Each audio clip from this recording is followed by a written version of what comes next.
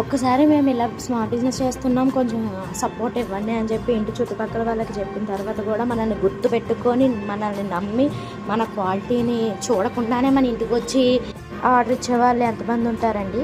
Hello అండి, మహారాజు hi అండి.